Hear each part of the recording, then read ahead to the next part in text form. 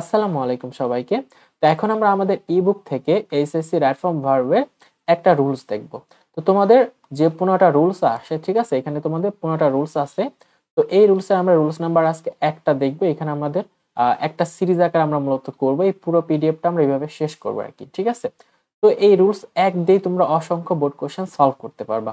তো এই রুলস 1 এর মধ্যে আমাদের কি আছে বিস্তারিত আমরা এখানে দেখব।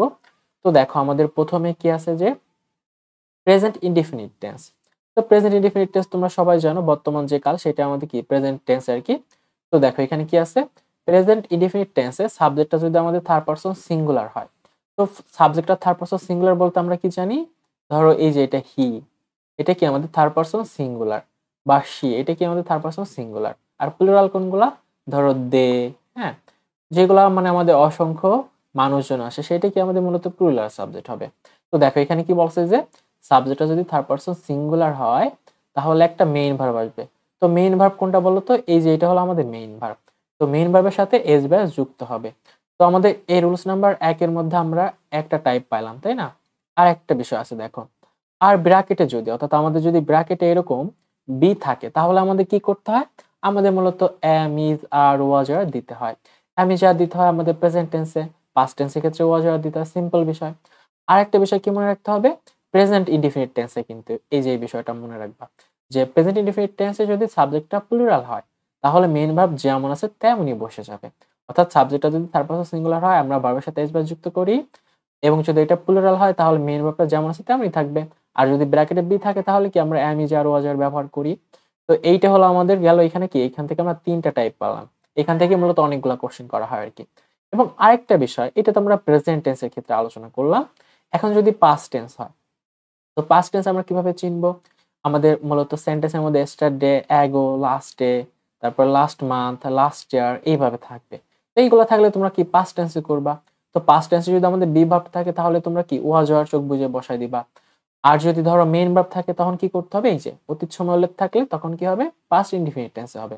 তো পাস্ট ইনডিফিনিট টেন্স বলতে আমরা মূলত সাবজেক্ট প্লাস ভি2 প্লাস অবজেক্ট কে বুঝি, ঠিক আছে? তো এইখান থেকে 2টা টাইপ। তো টোটাল দেখো এখান থেকে 3, 4, 5টা টাইপ গেল চলে। তো এইখান থেকে কিন্তু অনেকগুলা কোশ্চেন তোমরা ইজিলি সলভ করতে পারবে। তো আমরা এখন এই সলভগুলো দেখি, ঠিক আছে? তো এই নাম্বারটা দেখো কি আছে যে he always need a company. তো এটা আমরা দেখো সিলেট বোর্ড 2023 আসছিল, আমি একদম বোর্ড কোশ্চেনে যেগুলো আসে সেগুলো কিন্তু রাখছি এখানে।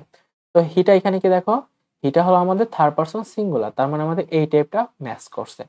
তো এখানে কি বলছি যে মেইন ভার্বের সাথে এস ভার্ব যুক্ত করতে হবে, তাহলে এখানে নিড আছে, তাহলে মেইন ভার্বের সাথে কি হবে? একটা এস যুক্ত হবে। তো আমাদের অ্যান্সারটা হবে কি? নিডস হবে। তারপরে দেখো কি আছে আমাদের বি নাম্বারটা, English dash B now no longer the native speakers language. এটা আমাদের দিনাজপুর বোর্ড 2024 আসছিল আর কি। তো এখানে ইংলিশটাকে দেখো সাবজেক্ট, তাই না? তো এই সাবজেক্টটা দেখো, এটা কি আমাদের মূলত এটা আমাদের সিঙ্গুলার সাবজেক্ট। তো সিঙ্গুলার সাবজেক্ট আছে, তো দেখো বিভার আছে, আমাদের কি আছে এখানে বিভার আছে। তো এটা মূলত আমাদের প্রেজেন্ট টেন্সের ক্ষেত্রে, তো আমাদের অর্থাৎ আমাদের এই প্যাসেজটা মূলত প্রেজেন্ট টেন্সে আছে, তার মানে এখানে অ্যান্সারটা হবে কি? এখানে অ্যান্সারটা হবে ইজ হবে। তারপরে দেখো আমাদের সি নাম্বারটা, as a result students dash face session jam. এটা আমাদের কুমিল্লা বোর্ড 2024 আসছে। তো একটু বিষয়টা দেখো, এখানে আমাদের স্টুডেন্টটা কি আছে দেখো, স্টুডেন্ট আছে আমাদের প্লুরাল। তো প্লুরাল হলে আমাদের কি হবে? এই যে এখানে সাবজেক্টটা যদি প্লুরাল হয় মেইন ভার্ব যেমন আছে তেমনি থেকে যাবে। তার মানে এখানে অ্যান্সারটা হবে কি? যা আছে তাই হবে, ফেস, ঠিক আছে? তারপরে দেখো আমাদের ডি নাম্বারটা, he dash play to rent from school 3 Times last month. তো এইটা আমাদের মূলত যশোর বোর্ডে আসছিল 2024-এ। তো একটা বালক সে কি মূলত স্কুল পালায়, গত মাসে সে কয়বার স্কুল পালাইছে? 3 টাইমস, অর্থাৎ 3বার সে স্কুল পালাইছে। তো দেখো আমাদের সেন্টেন্স আছে কি লাস্ট মান্থ আছে। তো লাস্ট মান্থ থাকলে আমরা কি করব? এই যে দেখো এখানে এই যে last day, last month, last year. তো যেহেতু এখানে লাস্ট মান্থ আছে তার মানে এখানে কি করতে হবে? ভি2 তে করতে হবে। তার মানে আমাদের ডি তে অ্যান্সার হবে কি? প্লেইড হবে, ঠিক আছে? তো এইভাবে তোমরা কিন্তু ইজিলি অ্যান্সার করতে পারবা। তো এখানে আরেকটা বিষয় তোমাদের জেনে রাখা ভালো হবে, এই জন্য আমি এখানে দিয়ে রাখছি। তোমরা কখনো কখনো সেন্টেন্সে দেখবা এরকম অসংখ্য ওয়ার্ড আছে, অর্থাৎ তোমরা অনেকগুলা ফ্রেজ দেখতে পাবা। তো এর মধ্যে থেকে কোনটা সাবজেক্ট সেটা আমাদের খুঁজে বের করতে হবে। দেখো এখানে the life of our farmers আছে, দেখো প্লুরাল আছে, তাই না? তো এই বিষয়টা আমরা বুঝবো, তো আমরা এটা একটু দেখি। এটা আমাদের কি আছে দেখো, সাবজেক্ট, প্রিপজিশন, সাবজেক্ট, ভার্ব, তাই না? তো আমাদের রুলসটা হলো এরকম যে প্রিপজিশনের আগের সাবজেক্ট অনুযায়ী ভার্ব হবে মূলত। তার মানে আমাদের এই যে ভার্বটা হবে এই ভার্বটা নির্ধারণ করবে এই আগের সাবজেক্ট অনুযায়ী। আর আমরা তো জানছি যে এই সাবজেক্টটা যদি আমাদের থার্ড পারসন সিঙ্গুলার হয় মেইন ভার্বের সাথে এস বাই যুক্ত হবে। যদি আমাদের এখানে বি ভার্ব থাকে তাহলে আমি যার ওয়াজর হবে। আর যদি সাবজেক্টটা প্লুরাল হয় তাহলে মেইন ভার্ব যেমন আছে তেমনই থেকে যাবে। তো এই রুলসের সাথে আমাদের এই রুলসটা কিন্তু আমাদের মিলে যায়, তাই না? তো আমরা যদি সাবজেক্টটা খুঁজে বের করতে পারি তাহলে এই টাইপ অ্যান্সার ইজিলি সলভ করতে পারবো। তো দেখো এখানে the song of Arijit Singh is famous. তো এখানে দেখো আমাদের মূলত এই সাবজেক্টের আগের সাবজেক্ট অনুযায়ী ভার্ব হবে। দ্য সংসটা কি সিঙ্গুলার, এই জন্য এখানে ইজ হয়েছে। এখানে দেখো দ্য সংস প্লুরাল, এই জন্য এখানে আর হয়েছে। তো ঠিক তেমনি এখানে তোমরা এইভাবে অ্যান্সারটা করবা। তো অনেকে তোমরা ভুল করবা কিভাবে, যখনই দেখবা ফার্মার্স প্লুরাল আছে তার মানে অনেকেই কি করবা আর দিয়ে আসবা।